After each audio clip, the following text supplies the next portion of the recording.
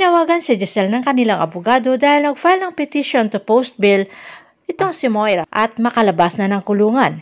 Inis na inis si Giselle nang malaman at agad pinuntahan nila Giselle at RJ sa kulungan itong si Moira para sabihin na hindi ito makakalabas ng kulungan.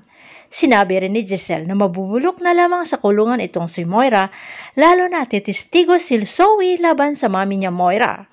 Sobrang ikinagalit ito ni Moira at sinulsulan nila umano ang kanyang anak na si Zoe. Pagbalik ni Moira sa loob ng kulungan ay nagtataka si RJ na tinanong ang ate niya Giselle tungkol sa pagtestigo ni Zoe dahil hindi nito alam. Napatawa lamang si Giselle na sinabi ni Giselle na hindi ito totoo na magtestigo si Zoe laban sa kanyang mami Moira, kundi gusto niya lamang ma-stress itong si Moira pansamantala. Samantala, pinauna naman ni Giselle si RJ at may kakausapin siya umano. Ito'y walang iba, si Madam Lutos, para bigyan ulit ng pera. At sinabi ni Giselle ang tungkol sa nalalapit na paglabas ni Moira sa kulungan dahil sa pag-file nito ng petition to post bail.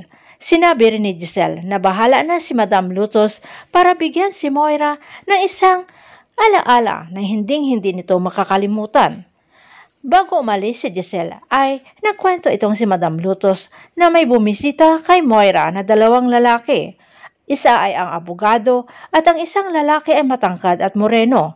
Napaisip si Giselle at ipinakita ang larawan ni Doc Benetes at kinumpirma ito ni Madam Lutos na ito nga ang nasa larawan ng bumisita kay Moira.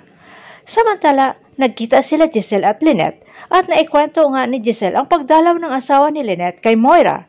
Kaya may katanungan si Giselle kung ano ang kailangan ni Moira kay Carlos o kaya'y ano ang kailangan ni Carlos kay Moira. Naging palaisipan ito kay Lynette kaya dumiretso ito sa opisina ng kanyang asawa at nang umalis ang sekretarya ni Carlos ay naghalongkat ito ng ebidensya itong si Lynette at nakita ang telepono ni Carlos na nakapatong sa itaas ng mesa.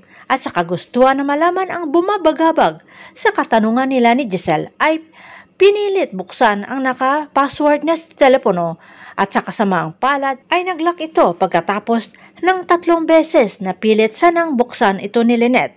Dumating si Carlos at palihim na inilapag ni Lynette ang telepono. Pero huling-huli si Lynette dahil nalock ang phone ni Carlos. Galit na pinapaamin ni Carlos si Lynette kung binuksan ang telepono niya. Tamang-tama rin ang pagpasok ni Annalyn at nakita na galit ang mukha ni Doc Carlos at gustong saktan ang kanyang nanay Lynette. Dito na kaya mabubunyag sa kay Annalyn ang ginagawang pananakit ni Carlos sa kanyang nanay Lynette? Abangan na lang natin ang susunod na episode dito sa Abot Kamay na Pangarap.